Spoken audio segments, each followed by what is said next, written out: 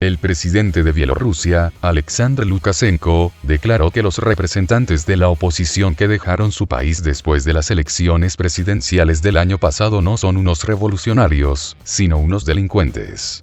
El que decidió hacer una revolución debe ir hasta el final. Sabe lo que son las revoluciones y conoce sus consecuencias. Si huyeron, significa que eran unos delincuentes. Unos delincuentes que quisieron ganar dinero de esa manera. Es lo que lograron, los últimos sucesos lo muestran, dijo el líder en una entrevista con el canal CNN, citada por la agencia Belta. Al referirse a la opositora Svetlana Tikhanovskaya, ex candidata a la presidencia de la República, Lukashenko advirtió que no lucha contra las mujeres, y se negó a darle un calificativo. Tikhanovskaya no huyó a ninguna parte. Me pidió que la llevara a la frontera con Lituania, y no solo a ella, también a varias personas más. Y eso fue lo que hice, afirmó. Según el mandatario bielorruso, los opositores pueden afirmar que ella tuvo que huir, pero existen pruebas de que no fue así. Para Lukashenko, la oposición bielorrusa es mejor de lo que se puede desear, pues vive toda en el extranjero. Los líderes de la oposición son aquellos que viven en el país, tienen un punto de vista diferente y, al expresarlo, luchan porque ese enfoque alternativo se haga realidad, advirtió el jefe de Estado, agregando que en el territorio bielorruso no hay ningún personaje de ese tipo. Las elecciones presidenciales del 9 de agosto de 2020 en Bielorrusia, que otorgaron un nuevo mandato a Alexander Lukashenko, dieron origen a varios meses de protestas. Lukashenko, en el poder desde 1994, obtuvo el 80,1% de los sufragios, frente al 10,1% alcanzado por la candidata opositora Tikhanovskaya, según el escrutinio oficial. La oposición bielorrusa denunció un fraude masivo y exigió repetir los comicios, opción que Lukashenko descartó. En los primeros días las fuerzas del orden reprimieron las protestas con gas lacrimógeno, proyectiles de goma, cañones de agua y granadas aturdidoras. Según el Ministerio del Interior, las movilizaciones se saldaron con 3 extintos, centenares de heridos y miles de detenciones. Más tarde, el fanatismo callejero disminuyó, pero las protestas continuaron, al tiempo que las autoridades detenían o expulsaban de Bielorrusia a las figuras más visibles de la oposición. A finales de julio el fiscal general bielorruso, Andrei Shved, reconoció que en el país se abrieron en un año más de 4.200 casos penales por absolutismo y represalia. Rusia y Bielorrusia lograron muchos avances en la agenda bilateral, incluido el tema sobre el futuro del Estado de la Unión de los dos países, declaró el primer ministro de Rusia, Mikhail Mishustin, en la reunión con el presidente bielorruso, Alexander Lukashenko. Contamos con avances en muchas áreas, incluido el futuro del Estado de la Unión, que se basará en una posición absolutamente independiente de nuestros países y las medidas económicas correspondientes que hemos acordado, dijo Mishustin en el encuentro celebrado en Minsk. Precisó que estas medidas están destinadas a eliminar barreras tanto en el comercio como en la cooperación cultural de Rusia y Bielorrusia. A su vez, Lukashenko también destacó los avances conseguidos por Moscú y Minsk y expresó su agradecimiento al gobierno ruso con respecto a las consultas que actualmente se llevan a cabo entre los dos países.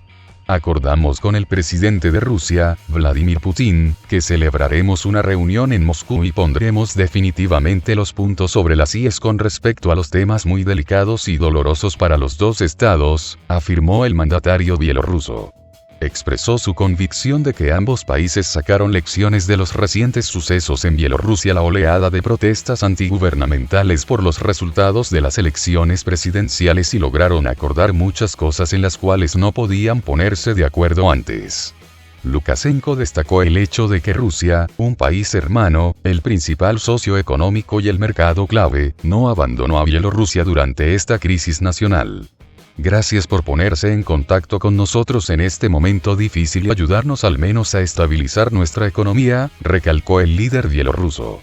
El Estado de la Unión es una entidad supranacional formada por Bielorrusia y Rusia, cuyo objetivo es reforzar la cooperación. La creación de esa organización no significa la fusión de sus integrantes en un solo Estado, según han subrayado en reiteradas ocasiones tanto Moscú como Minsk. El final del régimen de Alexander Lukashenko en Bielorrusia es una cuestión de tiempo y la Unión Europea debe estar preparada para ello, declaró la dirección del Partido Popular Europeo, Grupo P, el más numeroso y antiguo de la Eurocámara. El régimen está cayendo y la victoria del pueblo bielorruso es inevitable, es solo una cuestión de tiempo, recoge la declaración conjunta del líder del grupo, Manfred Weber, la vicepresidenta, Sandra Kalniete, y el presidente de la delegación interparlamentaria, Andrius Kubilius. Según la nota, el Grupo P ha estado a la vanguardia de los esfuerzos políticos para ayudar a la oposición democrática bielorrusa, y no parará hasta que la democracia sea restaurada en el país. De esta manera, afirmaron los autores, la UE debe prepararse para el triunfo de la revolución democrática. El texto indica además que el Grupo P aplaude el plan de la Comisión Europea de asignar 3.000 millones de euros a Bielorrusia en caso de transición, pero el país también requiere apoyo técnico en la realización de reformas y paciencia por parte de la comunidad internacional. A la vez, los diputados subrayaron la importancia de trabajar con la juventud bielorrusa, en particular, abogaron por darle la oportunidad de ingresar a las universidades de la UE ya que son el futuro de la Bielorrusia democrática. Por su parte, Nikolai Lajonin, portavoz adjunto del Ministerio Ruso de Asuntos Exteriores, declaró a Sputnik que Rusia seguirá apoyando a Bielorrusia ante la presión que ejercen sobre ella los países de Occidente. Al comentar el aniversario de las presidenciales en Bielorrusia, Lajonin afirmó que hoy en día el gobierno bielorruso sigue experimentando una fuerte presión política y de sanciones de Occidente. Rusia continuará brindando a la fraterna Bielorrusia y a su pueblo la asistencia necesaria para resistir la presión occidental y defender la soberanía, declaró. Agregó que Moscú condena enérgicamente cualquier intento de injerencia directa e indirecta en los procesos políticos internos de Bielorrusia al calificar de ilegales todas las sanciones unilaterales que se imponen sin pasar por el Consejo de Seguridad de la ONU. Consideramos que solo el propio pueblo bielorruso tiene derecho a determinar de forma independiente el futuro de su país, a base de la legislación nacional actual, puntualizó. Subrayó que las autoridades bielorrusas están tomando medidas activas para consolidar la sociedad y modernizar la estructura política del país. Las elecciones presidenciales del 9 de agosto de 2020 en Bielorrusia, que otorgaron un nuevo mandato a Alexander Lukashenko, dieron origen a varios meses de protestas.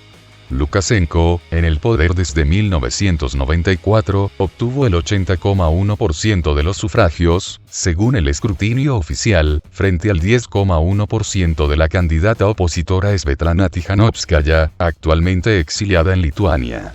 La oposición bielorrusa denunció un fraude masivo y exigió repetir los comicios, opción que Lukashenko descartó. Varios países, entre ellos Estados Unidos, miembros de la UE, el Reino Unido y Ucrania, no reconocieron esos comicios. En cambio Rusia, China, varias naciones del espacio postsoviético, Cuba, Venezuela, Nicaragua y Turquía, entre otros, dieron por válidos los resultados de la votación. El gobierno ruso confía en el potencial del Tratado sobre la Unión de Rusia y Bielorrusia. El primer ministro ruso, Mikhail Mishustin, declaró que confía en el potencial del tratado sobre la creación de un Estado de la Unión entre Rusia y Bielorrusia. Confío profundamente en el potencial del tratado sobre la Unión.